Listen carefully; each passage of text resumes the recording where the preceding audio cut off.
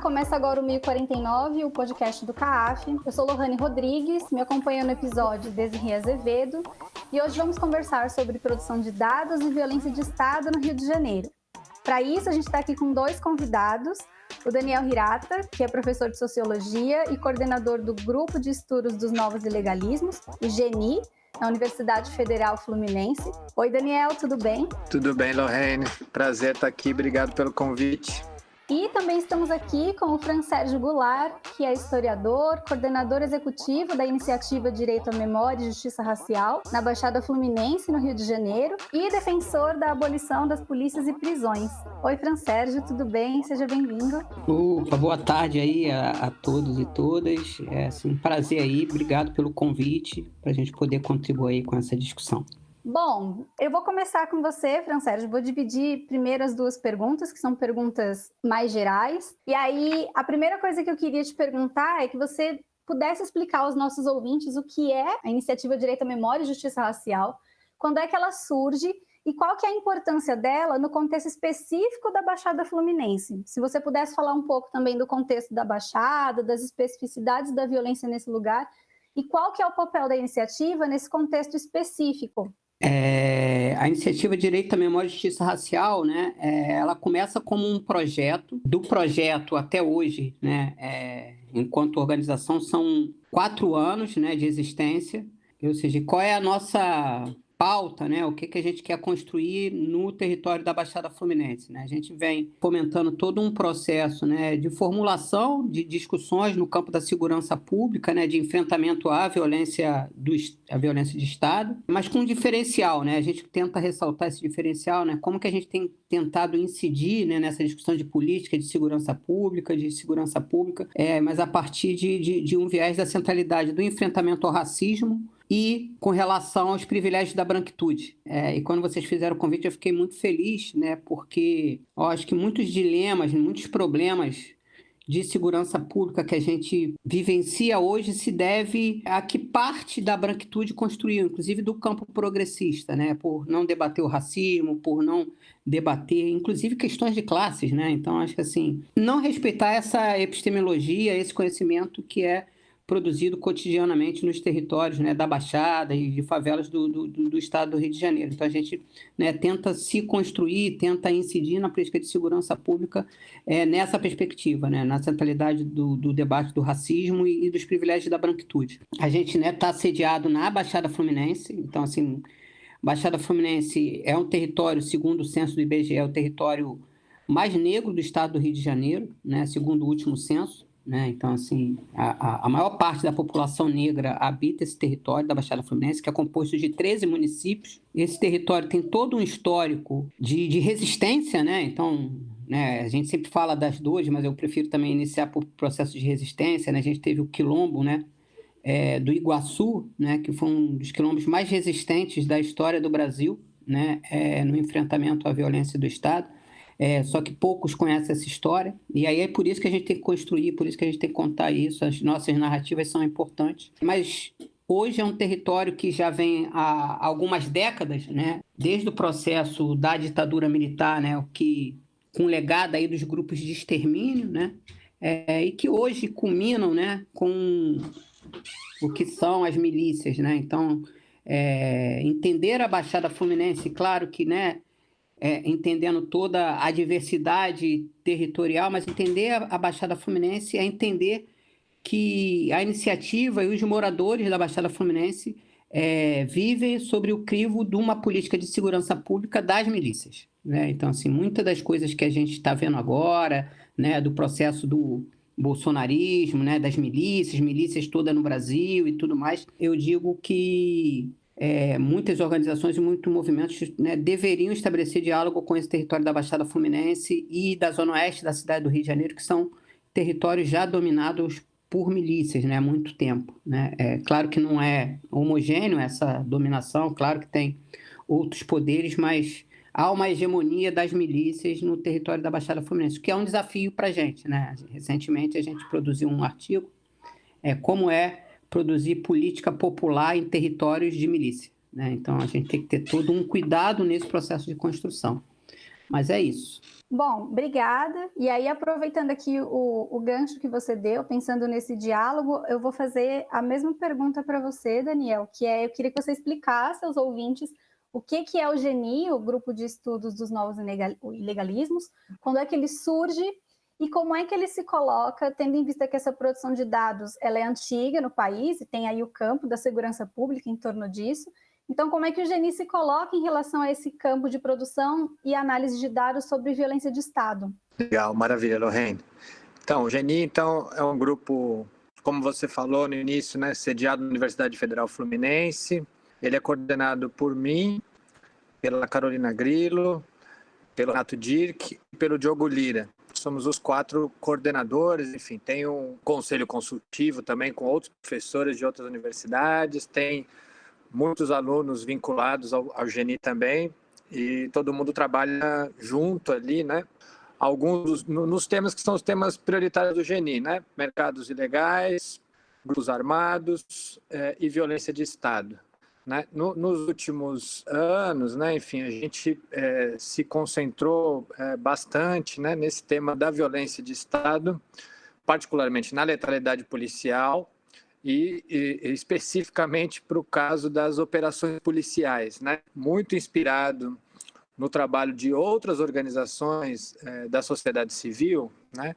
A gente começou a produzir dados sobre as operações policiais, que são as circunstâncias, são as situações onde a letalidade policial ocorre aqui no Rio de Janeiro, né? Mobilização de centenas de homens, carros blindados, chamados caveirões, helicópteros, né, blindados, que são utilizados como plataformas de tiro, enfim, tem todo um aparato bélico que é montado para a realização dessas operações policiais e são nessas operações aonde as forças policiais matam, né, enfim.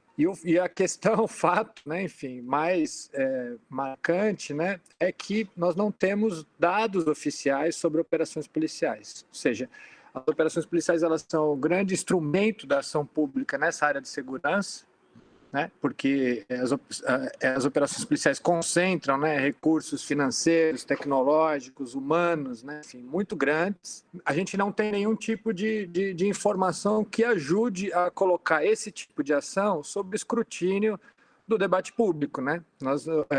A gente acha que seria desejável, né, informações oficiais sobre as operações policiais, mas já que elas não existem, trabalho da sociedade civil produzir também esses dados para que a gente tenha, né, enfim, informações qualificadas, de qualidade, para entender, afinal de contas, quantas operações acontecem, aonde elas acontecem, quem fez essas operações policiais, qual é o saldo que se tem dessas operações, qual é a eficiência, a eficácia que essas operações policiais têm para os objetivos que elas se colocam, né? Enfim, e aí tem uma questão que quais são as justificativas, as motivações dessas operações, tem uma série de questões, né, que decorrem da gente realizar um trabalho de levantamento e monitoramento das operações policiais aqui no Rio de Janeiro. Essa é uma questão que tem ocupado muito o GENI nos últimos anos, né?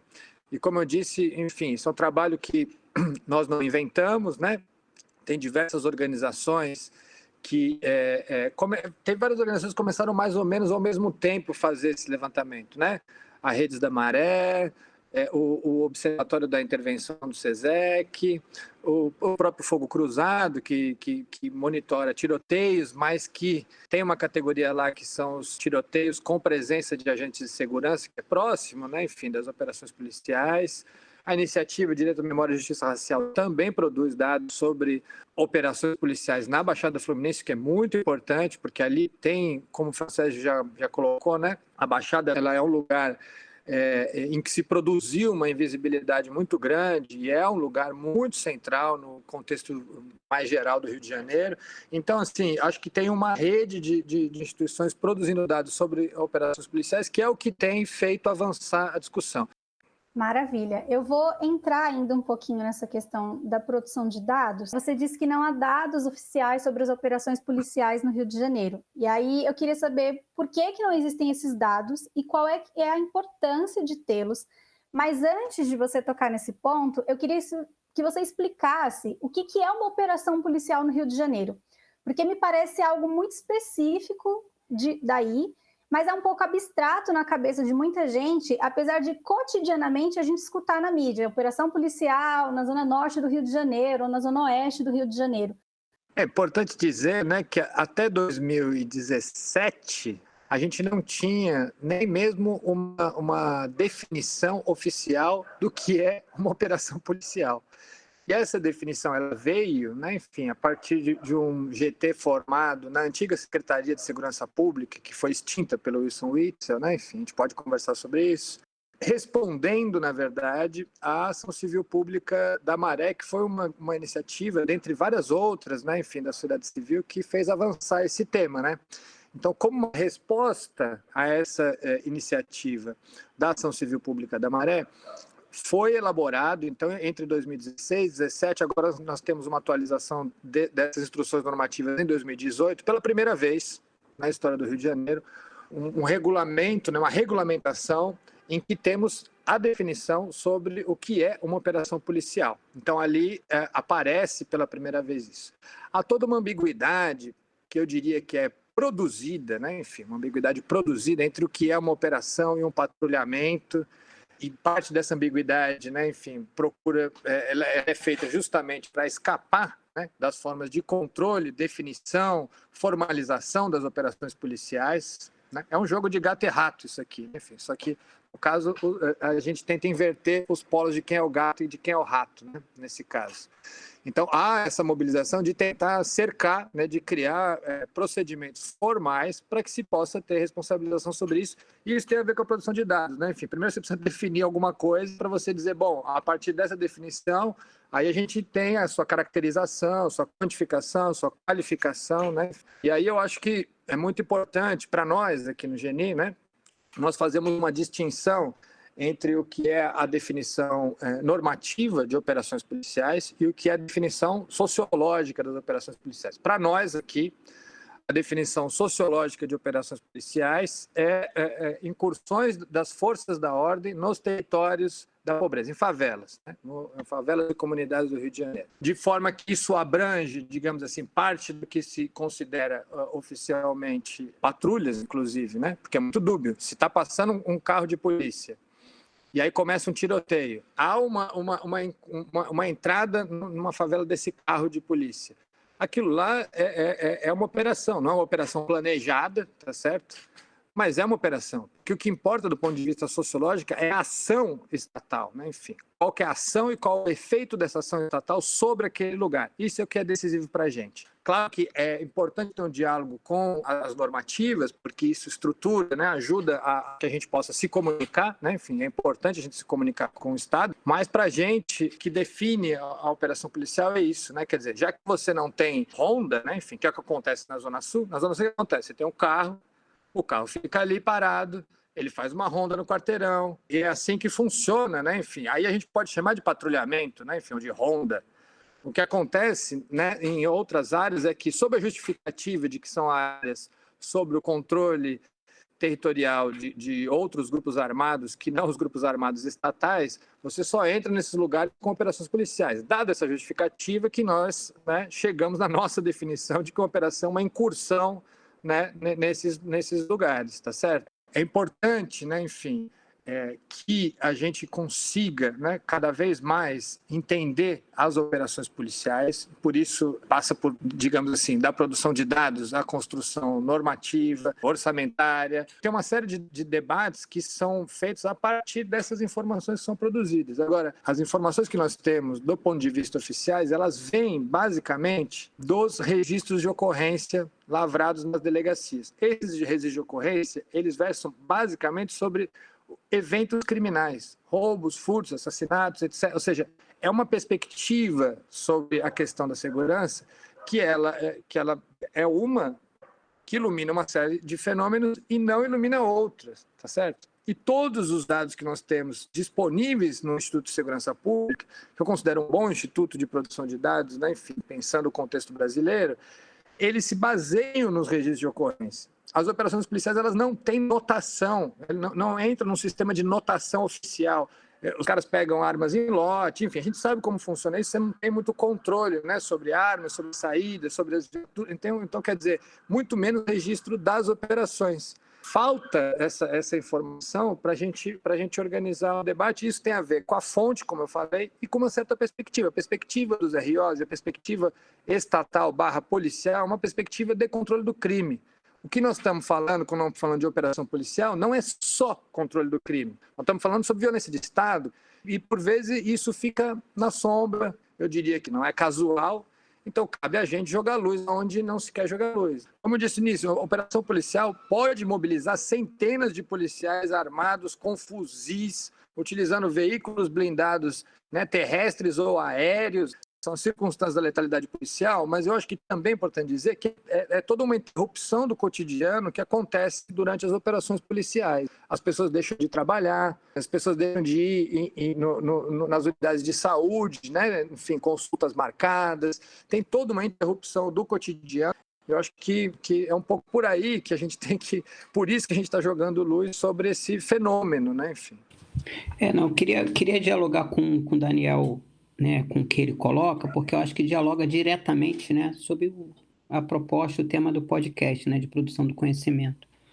Qualquer categoria, né, e o Daniel traz que as categorias servem para a gente ter um parâmetro, né, ou seja, operação policial é isso e a partir daí a gente monitora, a gente coloca. Tem uma contradição, né? Existem sempre disputas, ou seja, sempre o que é colocado, né, e no caso das operações policiais, não dialogam, né, com a realidade do cotidiano dos moradores de favela nem da Baixada Fluminense, né? Por isso que o Daniel fala, né, numa análise sociológica, né, ou eu botar assim, numa análise sociológica ou da produção do conhecimento dos periféricos, né, de quem mora nesses territórios, a operação policial não é somente quando há esse uso de grande número de quantitativos de homens, de grandes instrumentos, né, de guerra, porque eles são instrumentos de guerra, caveirão, blindados, né? Ou seja, qualquer ação do Estado que coloque a vida de uma pessoa que mora num determinado território,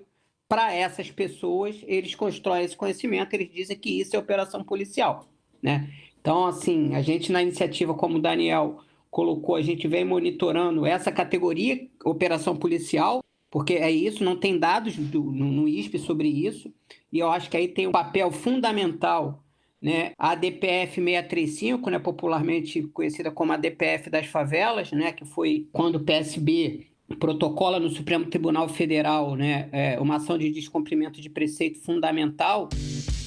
A DPF é uma arguição de descumprimento de preceito fundamental.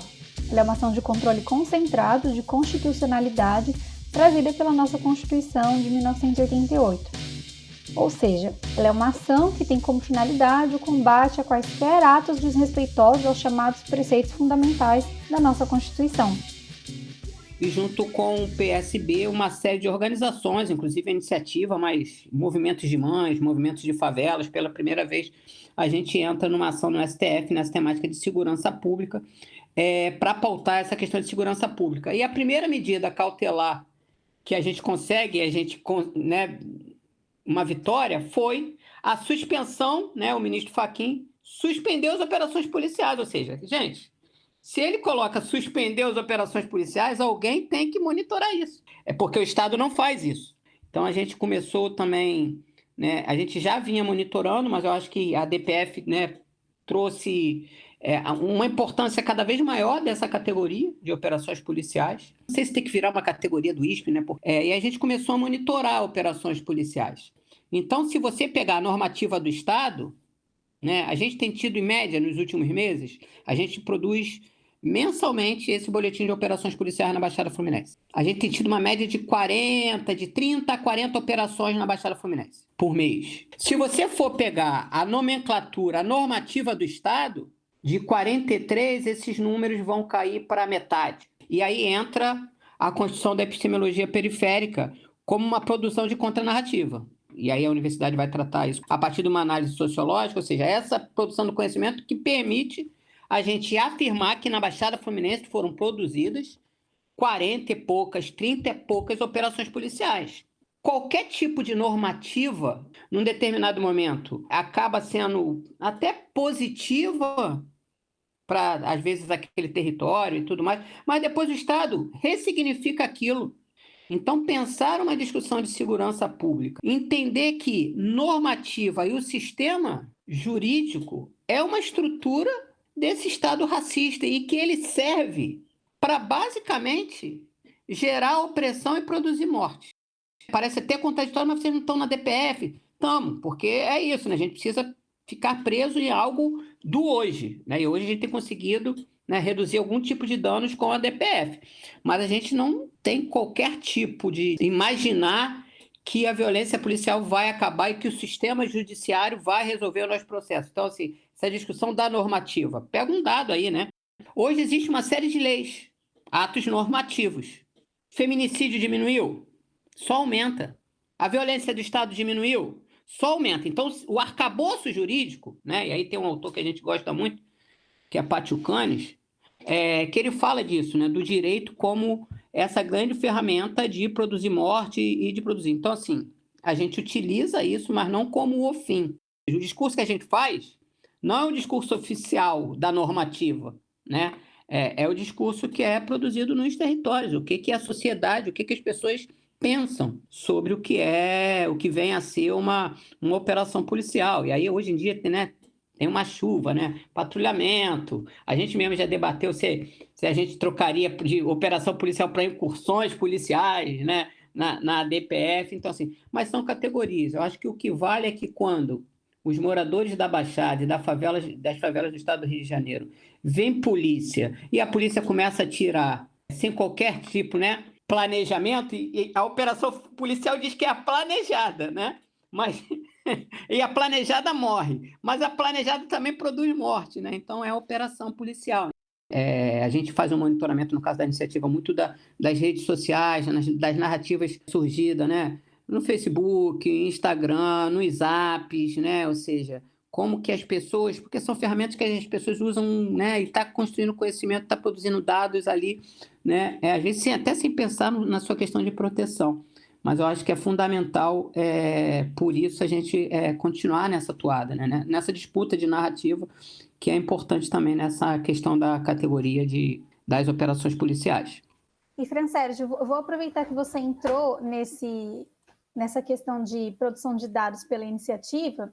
A gente sabe aqui que a iniciativa desenvolve dados que permitem pensar a violência de Estado. E aí, você citou aqui por alto, mas eu queria que você falasse como é que vocês produzem esses dados, a partir de quais relações, né? Quais são a natureza desses dados. Então, eu queria que você falasse um pouquinho mais sobre isso. Beleza. Assim, né, falando da metodologia de coleta de dados que a iniciativa traz, ou seja, aí eu vou utilizar da operações policiais. A gente trabalha outras categorias, mas eu vou exemplificar com operações policiais porque eu acho que é uma categoria cara para a gente nessa conjuntura. No caso das operações policiais, o ISP não tem dados sobre operações policiais, mas isso não quer dizer que as polícias não produzam dados sobre operações policiais.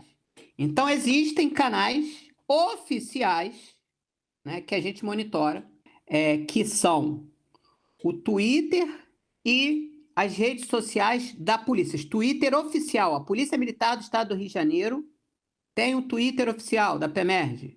A Polícia Civil tem um Twitter oficial. Essas redes oficiais, a gente pega os dados, são eles. Eles dizem quando eles estão fazendo operações policiais. E aí é até importante a gente colocar que eles, com o advento da DPF, eles começam, ou seja, no início eles falavam muito operações policiais, até na Baixada.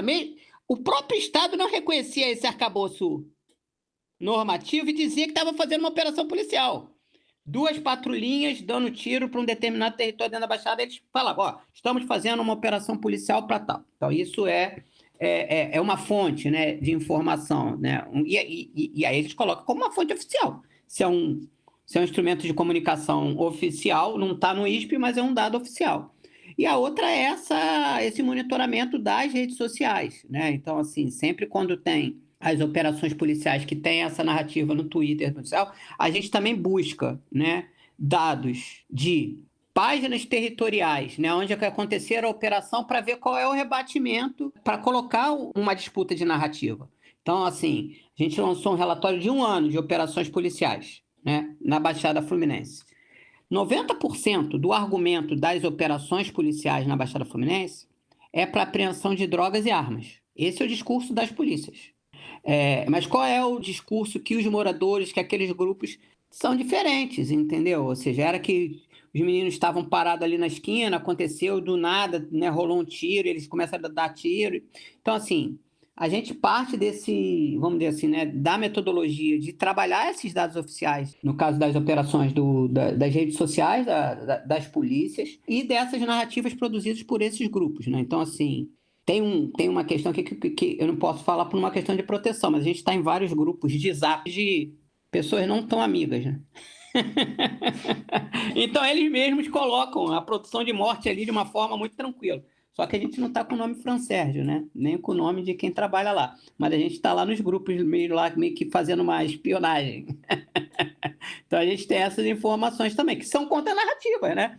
De moradores, de milicianos. E a gente tenta pegar esses dados dessas fontes, né? E uma coisa que eu acho que aí vale até compartilhar, né? Ou seja, até desses dados das operações, que se a polícia militar, o objetivo das operações é apreensão de drogas e armas, a polícia civil é de combate à milícia. Só que aí a gente tem que tomar um cuidado, né? E no relatório a gente chama sempre atenção disso. A gente não pode nunca pensar a milícia de uma forma única, né? E hoje há uma disputa entre frações de milícias. Na Baixada Fluminense isso é bem evidenciado. E aí no nosso monitoramento só tem as operações acontecem apenas em um determinado grupo de milícia, né? Ou seja, nas outras áreas de outros grupos não. E aí fica a pergunta, por quê? Eu acho que só para terminar, eu acho que assim, eu acho que é importante colocar, porque a iniciativa faz questão de colocar esse ponto também, até para as pessoas que nos ouvem, que a gente tenta dialogar, e que eu acho que a academia já está ultrapassando isso, mas durante muito tempo existia um diálogo de Estado paralelo. Para a iniciativa não existe isso, tá? Então, assim, ratificar nessa produção, ou seja, milícias, o varejo de drogas, isso faz parte do Estado. Não existe crime sem a participação do Estado. Então, a responsabilização tem que ser sempre do Estado e a gente não pode entrar nessa dualidade cristã, patriarcal, né, da universidade, né, muitas das vezes de criar tráfico e milícia, são inimigos tráfico e milícia. Só que, ou seja, quem produz isso tudo é o próprio Estado, né? Então, construir uma narrativa que a violência é estatal, né, e que existem atores privados que produzem a morte para o Estado é importante. Desculpa fugir um pouco do assunto, mas é isso. Acho que é importante a gente dizer para quem não está ouvindo. Não existe Estado paralelo. Esse é o Estado. Eu vou dar continuidade aqui. A gente está num momento forte de questionamento da ciência, mas, ao mesmo tempo, a gente precisa estar atento para não entender a produção acadêmica como a forma de conhecimento, ou a única forma de conhecimento. E aí, nesse sentido, eu queria escutar de vocês quais são as possibilidades de diálogo entre essas produções de conhecimento a partir da academia e dos movimentos sociais. Quais que são os ganhos e as dificuldades desse diálogo? A gente está num momento muito ruim, né? E eu acho que essa questão da produção de dados, ela está no olho do furacão, né? Desse momento ruim que nós estamos. Então, o autoritarismo que avança a passos largos, né? Enfim, no Brasil, mas no mundo também, ele ataca deliberadamente as instituições que produzem dados confiáveis, né? Então, não é só na questão da segurança que isso acontece. A gente tem o caso, por exemplo, das queimadas do Amazonas, em que o Instituto Nacional de Pesquisas Espaciais o presidente foi demitido, um cientista importante, teve um questionamento muito grande ali sobre o monitoramento que eles faziam das queimadas. Temos ataques à universidade pública, às organizações da sociedade civil, né, enfim, que produzem dados também. Então, é um ataque generalizado a todas as instituições que tentam produzir dados e evidências que buscam rastrear problemas que assolam o nosso país.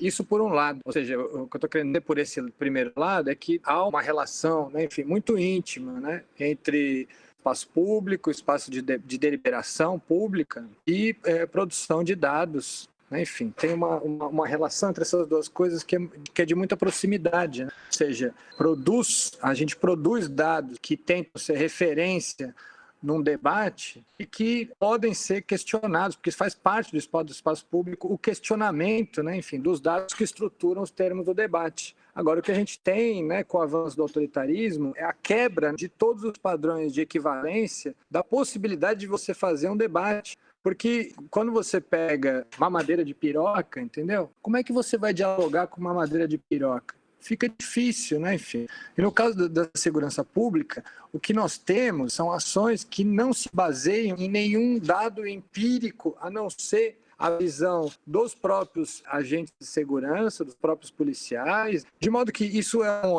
olhar, mas é o único privilegiado e não tem mais nenhum olhar sobre essa questão, né? Enfim, acho que nós temos uma sobre-representação desse olhar sobre essas questões, né? E uma sub-representação de todos os outros. Então, assim, é importante que a gente consiga estruturar um debate que contemple, né? Enfim, eu acho que é isso que o Francérgio estava falando, que a gente consiga contemplar várias perspectivas diferentes. E essas diferenças é o que possibilita a gente sempre avançar nas questões de forma discutida, pactuada. Isso não significa que a concordância é o oposto do debate. O debate tem a ver com dissonância, mas essa dissonância tem que acontecer dentro do mesmo plano de equivalência.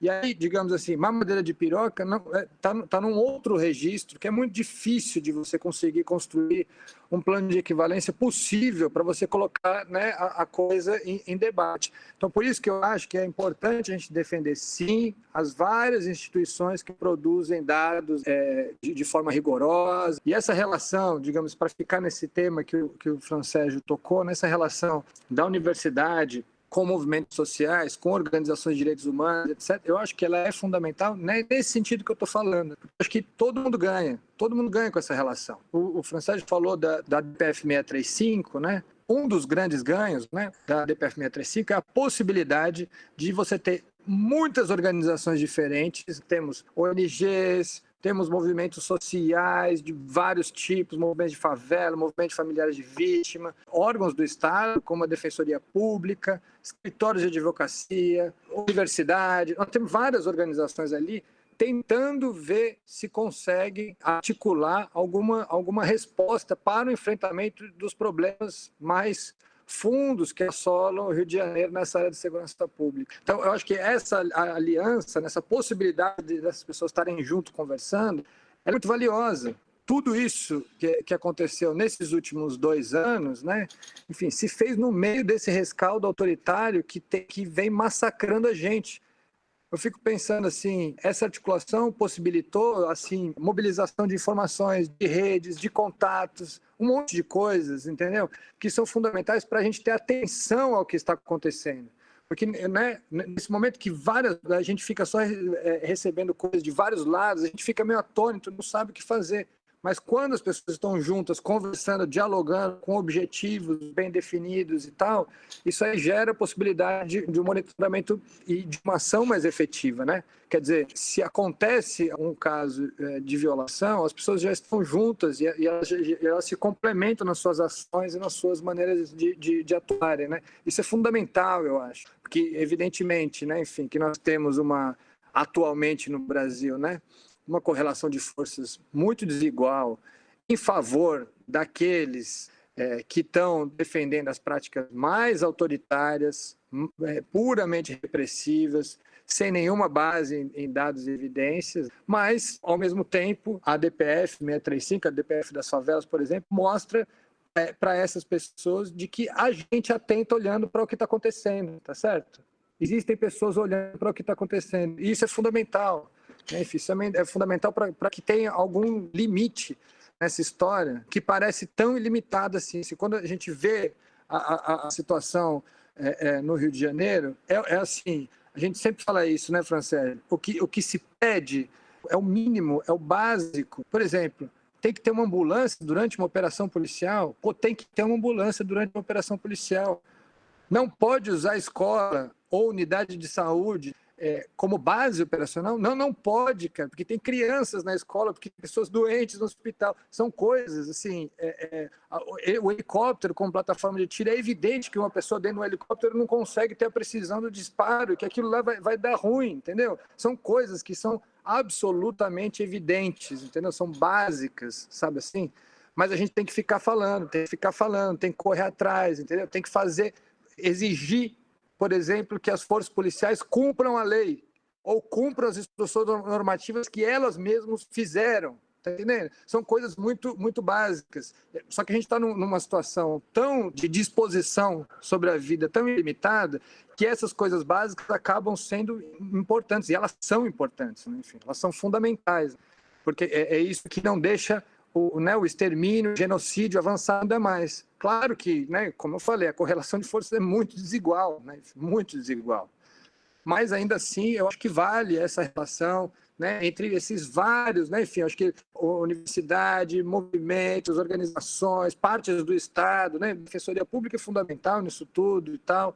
Enfim, acho que toda essa coalizão é muito importante de que haja trocas, né, enfim. Como o Francés falou, trocas iguais, horizontais, republicanas, para que a coisa avance, né? Que a gente avance no enfrentamento desses problemas tão básicos, né? Em 2017, eu fomentei um espaço chamado Pra Quê e Pra Quem Serve as Pesquisas sobre Favelas. Não era sobre segurança pública, mas que era para problematizar essa questão de construção de conhecimento e tudo mais. E aí eu acho que assim, a gente já acumulou nesse espaço e a gente já vê isso, né? Inclusive a universidade falando disso, reconhecendo, né, esse conhecimento, né, que é produzido na periferia, isso é uma coisa muito recente, né? E luta de quem tentou afirmar que nós construímos epistemologias. É igual da academia? Não. É melhor ou pior? Não devemos hierarquizar. O que eu acho que a gente tem que fazer é trabalhar numa perspectiva de diálogo, né? Ou seja, de complementaridade. Eu gosto muito, né, esse espaço que eu falei do para quê, para quem serve as pesquisas sobre favelas, a gente vem discutindo a partir até, inclusive, de um conceitozinho do Mbembe, né, que ele fala em pluriversidades e não universidades. Para mim, tudo que é universal não vai ser para todos nunca. Então, a universidade nunca vai ser para todos, porque ela segue um projeto político, e se a gente está no sistema capitalista, né? Daniel Irata, Lohane, Desirê são pontos fora da curva, né? Que tentam produzir dentro desse sistema, mas a hegemonia não somos nós dentro dessa universidade. E aí pensar pluriversidade é importante. E aí, nesse debate de conhecimento, e aí eu acho que sempre eu tenho um amigo, né? Eu vou até citar aqui porque é um amigo e ele sempre fala, Sérgio, mas nesse processo do bolsonarismo, pautar essa questão tem que ter muito cuidado, e que bom que você fez essa pergunta, Lohane, né? O que é ciência, o que não é ciência, né? Meu Deus do céu, saber é uma coisa, conhecimento, ciência é outra, então fica várias essas categorias. E aí eu concordo que a gente tem que tomar cuidado. Mas aí eu queria, talvez, produzir como resposta outras perguntas. Quem afirmou que é ciência? Basicamente, se você for pegar a ciência hoje que tem hegemonia na universidade, não foi a classe trabalhadora, não foi. Foi um grupo, né? Eu estou falando só de Brasil, mas foi um grupo que tem um privilégio e que produziu basicamente isso, sem generalizar. E por que eu estou falando isso? E foi muito engraçado que uma vez me chamaram e a pessoa falou assim, aí eu perguntei, o que é ciência para você? Para essa pessoa. Ela falou, não, ciência tem que ter método. Aí ela veio justificar que ciência precisa de método. Aí eu demonstrei que o conhecimento da favela tinha método. Tem método de coleta, tem método de observação, a gente utiliza vários métodos. Talvez, aí eu acho que vale uma discussão, isso é feito no modelo da universidade? Não. Mas a gente utiliza de metodologias para construir esse nosso conhecimento. Então, o que a gente constrói, e aí por isso que eu falo, a gente fica nessa discussão de epistemologias, que é um debate que a gente faz, quando eu vou para os debates mesmo grandes, eu falo assim, a gente produz ciência. Eu sei que vai dar treta, Eu sei que sempre dá treta, porque, não, mas aí vocês estão muito próximo, aí entra nessa questão da proximidade com o objeto. Não, vocês moram lá, vocês não podem falar do que vocês vivem. Não é bem assim, não. É a neutralidade, gente, que mundo vocês vivem? Não existe neutralidade em lugar nenhum do mundo, ou seja, que ciência é essa que ainda preza isso? Ou seja, né? Essa ciência eu não quero. Claro, eu não posso detonar no processo da conjuntura bolsonarista, né? Por isso que com as pessoas, né, como o GENI e outros grupos, né, como o Instituto de Relações Internacionais, né, da professora Manuela, a gente tem estabelecido um diálogo para colocar isso, né? Eu acho que assim, para se afirmar, né? A gente produz conhecimento. É uma coisa que eu acho que já está superado, chamar favelado, periférico para dar depoimento. Eu brinco, quando alguém me chama para dar depoimento, eu falo assim, é típico, né, da branquitude. Eu não vou dar depoimento, eu vou compartilhar o meu conhecimento. E nesse processo, eu acho que tem algo complementar, né? Então, assim, a gente não trabalha. A gente pode até trabalhar em algum momento, mas a gente não trabalha, vamos dizer assim.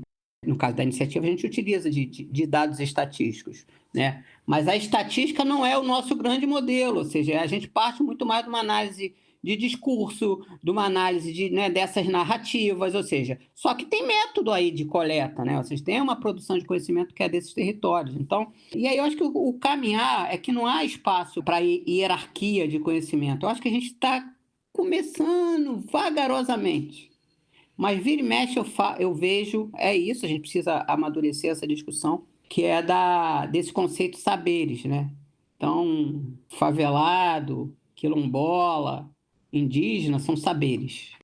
Eu acho que qualquer distinção é boa, mas historicamente, na minha leitura, serve para separar, serve para nos dividir, serve para hierarquizar, né? Numa análise bem Foucaultiana, eu acho que as categorias servem para produzir opressão, para produzir, não é para produzir emancipação. Por isso que pode ser coisa de historiador. Mas eu acho que a gente está num bom momento aí nessa relação com a universidade, depois de muito pé na porta, de afirmar que a gente produz epistemologia e quer sentar, né? Porra, acho fantástico o trabalho, né? Do GENI, né? Ou seja, né? Toda uma metodologia, né? Lá e tudo mais, né? Mas eu não acho o trabalho da iniciativa menor ou maior do que o GENI. Eu acho que são trabalhos complementares a partir de metodologias, né? Às vezes não é nem tão diferente, né? Quero dizer isso, não é nem tão diferente, mas que a gente se complementam, né? Eu acho que assim, de perspectivas diferentes, de lugares diferentes. E eu acho que isso tem sido positivo. Ainda não é a hegemonia, não é a maioria que está na universidade pautando isso, mas eu acho que é o caminhar. Eu acho que não dá mais para achar que existe uma única fonte, né, de conhecimento no mundo e a perspectiva não pode ser a colonizadora, né, dos grupos que nos colonizaram, né? E, de novo, eu acho que assim, até hoje, qual é a metodologia que explica a merda que a gente está? É o marxismo, ponto.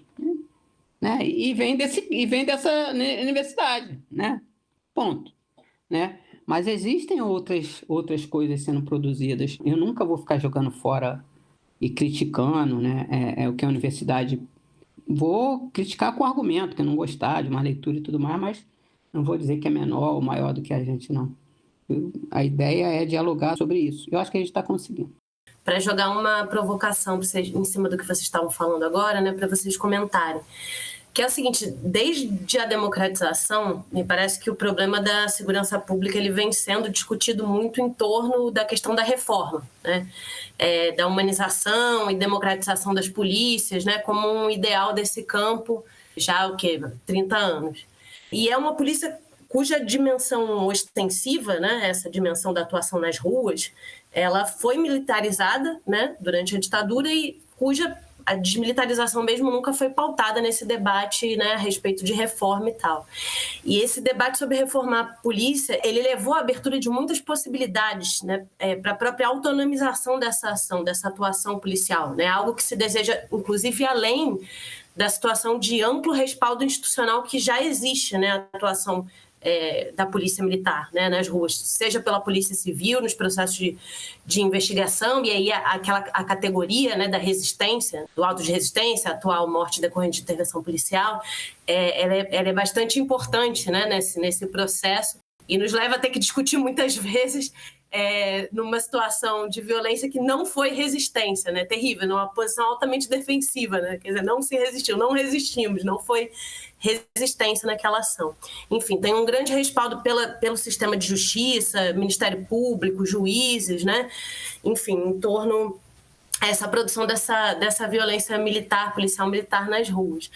E aí, o que eu queria perguntar, já que vocês entraram na questão da DPF, né, justamente de como na DPF se torna possível fazer essa discussão mais de fundo, dessa vontade de autonomia das polícias, né, de autonomização, quer dizer, de não ter controle, enfim, e a falta de dados tem relação com isso, né? Acho que no Rio de Janeiro, a questão das operações policiais, elas são destacadamente mais importantes no processo da segurança pública do que em outros lugares, mas aqui em São Paulo, pode fazer um comparativo, por exemplo, com as chamadas operações saturação, que é muito parecido, né, que são operações que a polícia justifica como formas de sufocar os ganhos do tráfico, digamos, né, e que também não tem nenhum controle, que também a gente não sabe quantas são feitas, a gente também não sabe quais são os resultados, enfim. Ou as operações pancadão, né, que são operações que são feitas aqui em São Paulo em torno à questão dos bailes funk, né, dos bailes de rua, que também são associados, por exemplo, com um suposto aumento de criminalidade relacionado aos bailes funk, que nunca foram demonstradas, né, é suposto. Então tem uma moralidade, tem uma suposição de criminalidade, enfim.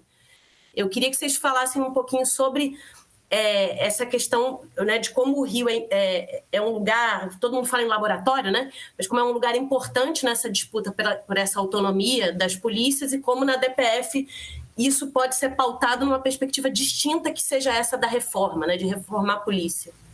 Eu acho, na verdade, enfim, é uma longa discussão isso aí, né? A gente poderia gastar o programa só em cima disso, né? Daria para responder em dois níveis a tua pergunta, né, que é muito boa, né? Primeiro, assim, a questão da reforma em geral. O que é uma reforma em geral? Eu acho que tem, assim, um nível das ações que passa pelas reformas, que é um nível mais normativo mesmo, tá certo? É o que a gente falou.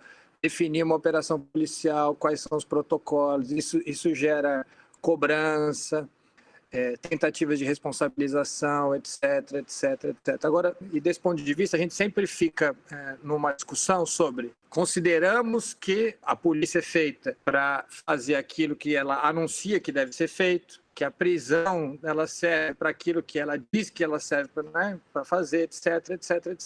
Nesse registro, a gente tem uma série de ações e a DPF está nesse registro, com uma diferença bastante importante. A DPF ela não tem como compromisso o compromisso histórico que foi feito dentro desse campo das reformas, com a ideia de civilizar as forças policiais, né? A DPF ela tem no seu coração a ideia de controle da atividade policial e de controle social, controle democrático da atividade policial. Isso faz muita diferença, mesmo dentro de um campo, do campo das reformas, tá certo? Porque uma coisa é você direcionar suas ações para transformar forças policiais em forças que atuam de forma civilizada, enfim, aí a gente sabe por onde que isso vai dar, do ponto de vista das ações concretas, né? A DPF se coloca de um outro ponto de vista, o controle, por isso que incomoda tanto. Tem uma questão que é fundamental no Brasil, que é estrutural desse país, que é o uso da força. O uso da força no Brasil, ele desde sempre, ele foi feito em detrimento de uns, em proveito de outros, muito mais como forma de controle social. E muitas vezes o uso da força se faz mais para impor uma certa ordem do que para seguir as próprias leis, né? Enfim, tem um descompasso entre construção da ordem e respaldo legal, que é característica de países como o nosso, né? Enfim, o uso da força se faz de forma indiscriminada contra negros, pobres, moradores de favela, etc. Tá certo? E desse ponto de vista, atuar sobre o uso da força, ou seja, controlar a atividade policial, que é quem exerce a força, é fundamental. Eu acho que é uma das tarefas maiores desse país, entendeu?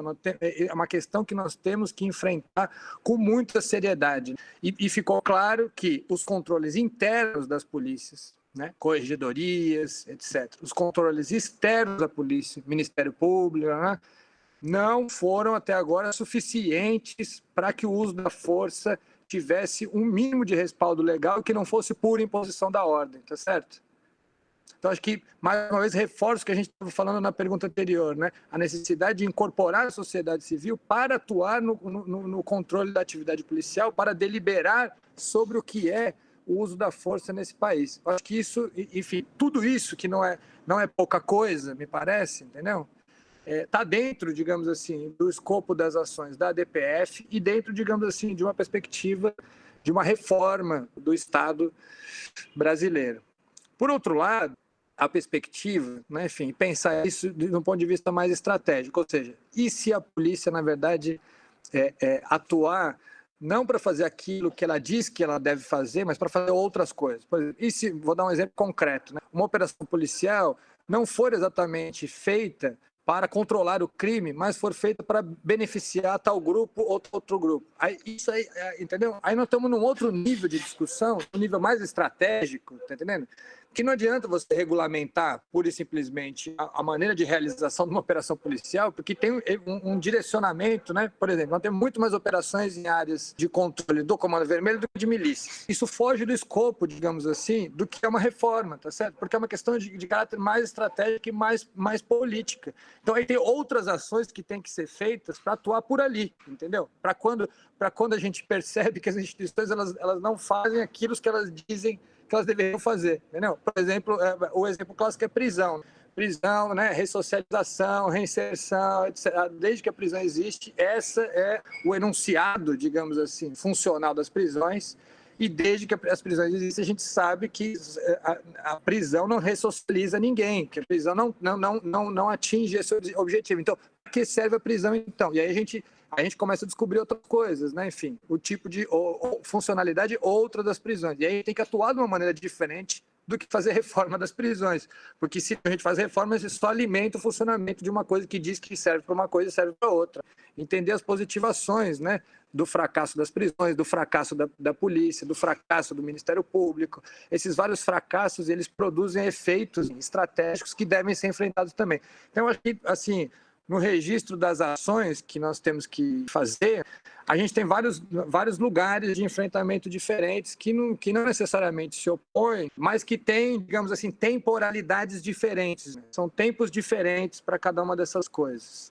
Eu acho que é um pouco por aí, pelo menos da maneira como eu vejo a coisa. Não, beleza. Acho que o Daniel conseguiu fazer uma boa síntese do que até na iniciativa a gente vem tentando dizer. Às vezes a gente avalia, né? A gente se autoavalia sempre e parece que às vezes a gente não consegue comunicar tão bem, né? Nessa discussão de reforma, abolição das polícias. E aí eu vou só utilizar um outro tempo, né? Um outro conceito, né? Eu acho que não é temporalidades, eu acho que processo tem a ver com o tempo, né? Eu acho que são processos que são vividos, né? E que são construídos, né? E na iniciativa a gente tem uma máxima de todos, a população periférica, a população negra, que é a materialidade da vida. Hoje, o que a gente pode estar construindo? Ou seja, no tempo de hoje, né? Eu acho que assim, a ADPF tem sido uma ferramenta. A ADPF só lança a luz em alguns aspectos da segurança pública, né? E a polícia utiliza o discurso não, que parece que que a gente está querendo acabar com a polícia. Eu quero acabar, a iniciativa quer acabar com a polícia. Mas na DPF a gente não quer acabar com a polícia, não. A gente só quer controlar o uso da força. É essa questão do que o Daniel falou, da temporalidade e da vida material, né? E aí eu acho que tem algumas questões que nessa discussão da reforma da polícia, e o Daniel foi muito feliz, ou seja, quando você vê que as operações acontecem só em determinada fração de milícia, determinado varejo de drogas, tem um posicionamento político do Estado. Esse é o Estado, não é Estado paralelo. Então não adianta a gente estar tentando reduzir aqui, controlar o uso da força, mas o Estado é isso, é essa máquina de violar direitos. E aí reforma não vai dar conta. É a discussão que a iniciativa faz. Reforma não vai dar conta, porque a história nos mostra. De novo, eu vou trazer a discussão do jurídico, dos processos normativos, e de novo, né, o que é o técnico e o político e o que é a vontade política do Estado. A gente vem lutando para construir vários marcadores normativos. Existem vários protocolos. É importante? É importante. Mas sabe o que o Estado tem feito? Aí é uma análise da iniciativa. Eles pegam esse protocolo e eles falam que estão agindo. E aí eles são Estado. Aí a gente precisa ficar fazendo toda hora disputa de narrativa.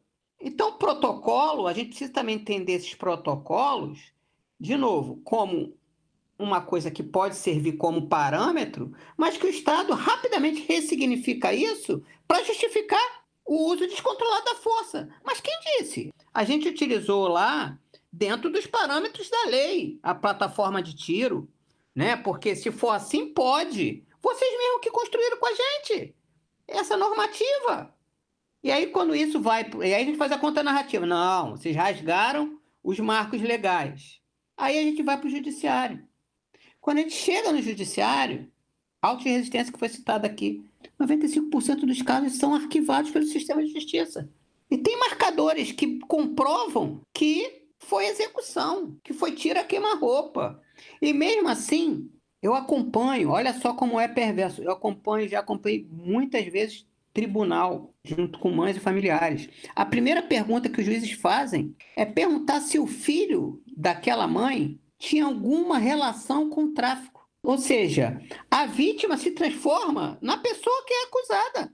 Então, ou seja, tem uma questão estrutural que a reforma não vai adiantar. Então, assim, a gente está tentando controlar a polícia aqui e aí tem uma radicalidade. A gente precisa debater. Como é? Prisão não tem jeito, gente. Aí o que a gente faz? A gente luta para ter audiência de custódia, para que as pessoas não sejam encarceradas lá. Mas quando não tem jeito, quando a audiência de custódia não libera, o cara vai para lá, o cara vai se fuder lá dentro, né? Ou seja, isso são questões estruturais. E aí a gente, na iniciativa, a gente não quer perder o fio dessa discussão, de pautar com tranquilidade essa discussão de fim, de abolição das polícias e de reforma, mas dialogando com o que o Daniel colocou. É óbvio que a ditadura militar produziu um legado, só que a discussão talvez não seja sobre a militarização das forças de segurança, mas seja esse histórico que o Daniel colocou do uso da força. Porque o marcador, ou seja, porque as forças do Estado sempre genocidaram e controlaram corpos. Então, não se inicia. É claro que o contexto da ditadura gerou como legado igual, e a gente tem feito um debate super bacana com a galera do grupo Tortura Nunca Mais, no Rio de Janeiro, sobre desaparecimentos forçados. Eles nascem por causa do processo da ditadura. E agora eles começam a vislumbrar que desaparecimento forçado não começa na ditadura. No processo de constituição do Estado brasileiro, desde a invasão, o colonizador tirando corpos de África e trazendo para cá e desapareciam, vários corpos desapareciam. Ou seja, isso é constituinte do nosso Estado, né? Então, eu acho que é de suma importância, e eu acho que talvez um debate seja importante, talvez que eu acho que isso junta todo mundo, eu acho que seja pautar a questão do uso do controle da força. Para amanhã, para um processo de construção, eu acho que é a abolição das polícias, porque mesmo a história nos mostra que mesmo produzindo protocolos, mesmo produzindo marcadores, ou seja, esses marcadores inicialmente dão conta, mas depois não dão mais conta. Aí a gente tem que construir outro marcador, parece que a gente sempre está. E aí a gente precisa, de fato, radicalizar, né? E aí tem uma coisa que não é de lugar de fala, não é de conhecimento. Por que que o campo progressista não topa a discussão de abolição das polícias, né? E só chega até a reforma? Por causa da materialidade da vida. Porque esses corpos que são, né, que se colocam no nosso campo como aliados, esses corpos não têm as suas casas invadidas sem mandados. Não tem caveirões 4h30, 5 horas em cima dos seus telhados das suas casas. Para eles, a polícia ainda tem jeito. Para a gente não tem jeito.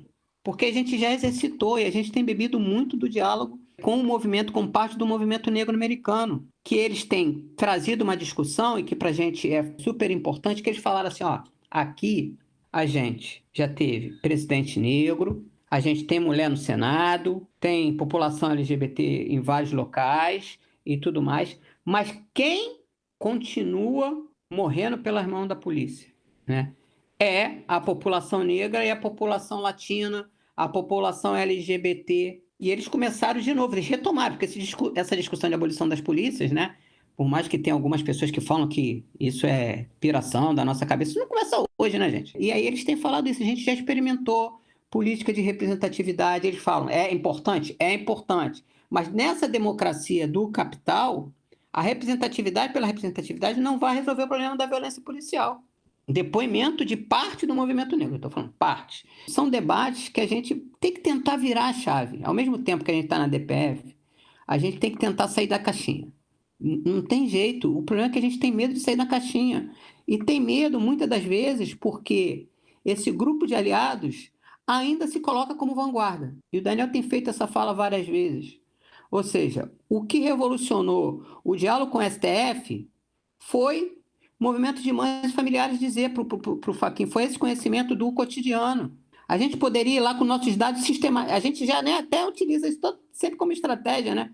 O que sensibiliza o Fachin? É os dados? É os dados, ajuda. Mas quando um familiar traz esse conhecimento a partir da dor, e aí às vezes a gente ainda não quer pautar algumas discussões, né? Ou seja, recentemente, eu estou até evitando, né, citar, uma pesquisadora falou que a discussão de abolição das polícias era a cloroquina da esquerda. E foi muito engraçado, porque, de novo, para mim tudo é material.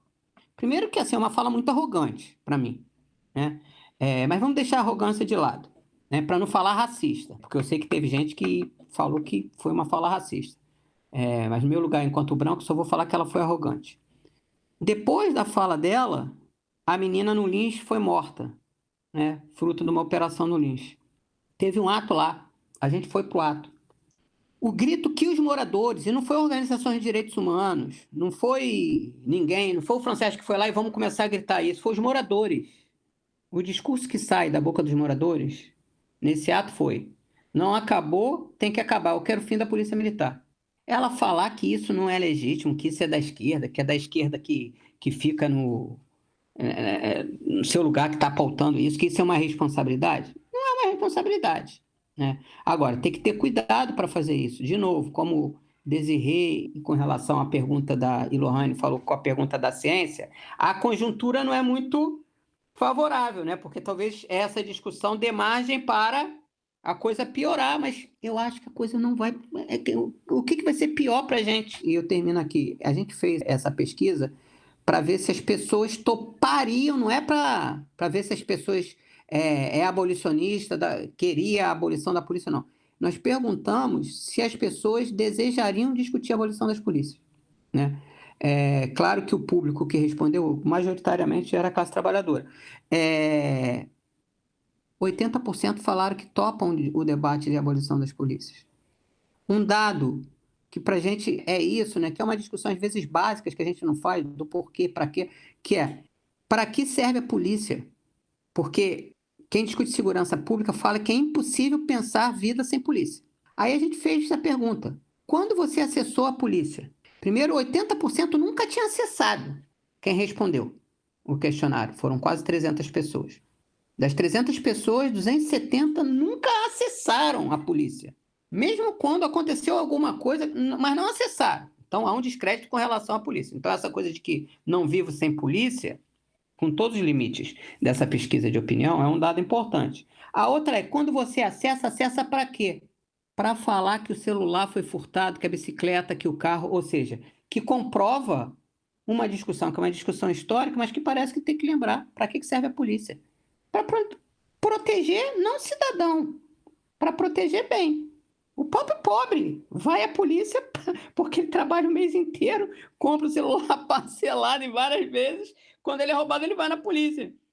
E aí quando a gente faz o debate com esse pessoal, ele fala: porra, mas depois a gente que vai ficar preso, né? Porque, porra, é o irmãozinho da favela também, às vezes meu vizinho que me furtou, né? Ou seja, começa a pensar. Então tem debates estruturais que se precisa fazer, as pessoas...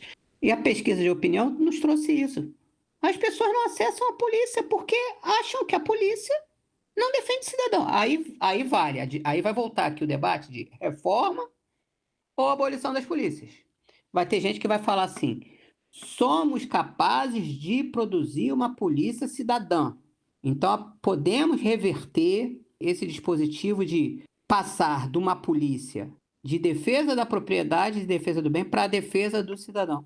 Só que a história mostra, inclusive nas democracias, eu não gosto muito dessa coisa avançada, passado, progresso, na democracia tão badalada que é a democracia americana, né?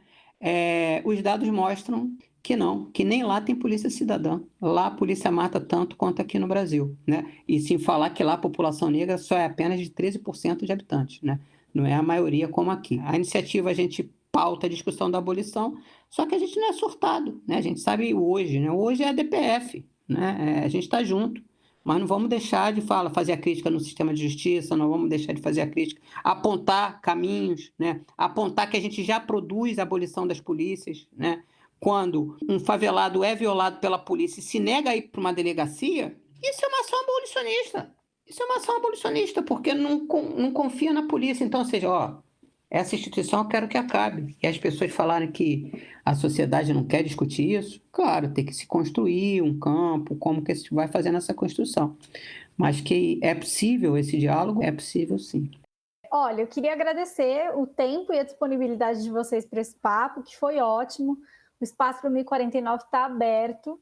E aí, para encerrar, eu queria perguntar para quem ficou interessado em ter acesso às produções do GENI e da iniciativa, onde é que a gente encontra isso? Nas redes sociais? Tem um site? Enfim. Não, da iniciativa, você é só ir no site, né, dmjracial.com, você vê todo o trabalho lá, a incidência, né, as produções, né, a gente trabalha com a questão dos dados, mas com processos de incidência também, nacional e internacional, a DPF é uma dessas. Então, assim, é só acessar lá e critiquem, concordem, né? Porque o que a gente não quer é fazer a política que nos levou a esse fracasso aí, que é a política do consenso. A política do consenso não leva a gente a nada, né? Eu acho que a gente precisa construir cada vez mais espaços, né? Se a gente fala que, né, que somos democráticos, que né, defendemos a democracia, a gente tem que criar espaços para que essas opiniões, esses conhecimentos diversos. Então fica super, super de boa, né? As pessoas que estão nos ouvindo aí para mandar sugestões via o site, mandar críticas, concordar, discordar, porque é só assim que a gente constrói a luta mesmo, né? Então, dmjracial.com, também tem as redes sociais, mas aí é só botar a Iniciativa Direito à Memória e Justiça Racial, aí, Instagram, Facebook, Twitter, que você encontra. Mas eu acho que é onde que tem os produtos e tudo mais é no site. Queria agradecer aí mais uma vez o convite. Obrigado. Então, o GENI também tem um site, é geni.uf.br. Ali, então, geni.uf.br. Nosso site tem lá todos os relatórios que nós fizemos até agora, artigos, tem o material que nós produzimos, está em boa medida lá no site. Gente, queria agradecer muitíssimo aí o convite, Lorraine, Desirê, enfim, prazer estar aqui falando com vocês no podcast. Fran Sérgio, parceiro aí de várias e várias lives e coisas que fazemos juntos, mais uma aí. E, enfim, fico aí disponível para a gente conversar sempre que vocês quiserem, tá bom? Valeu, obrigado. Bom, obrigada, gente. Nós ficamos por aqui. Quem quiser nos acompanhar nas redes sociais é @cafunifesp. Lá a gente tem todos os links para as nossas redes sociais e também para vocês olharem as pesquisas que a gente tem desenvolvido. Muito obrigada a todo mundo que nos escutou e até mais.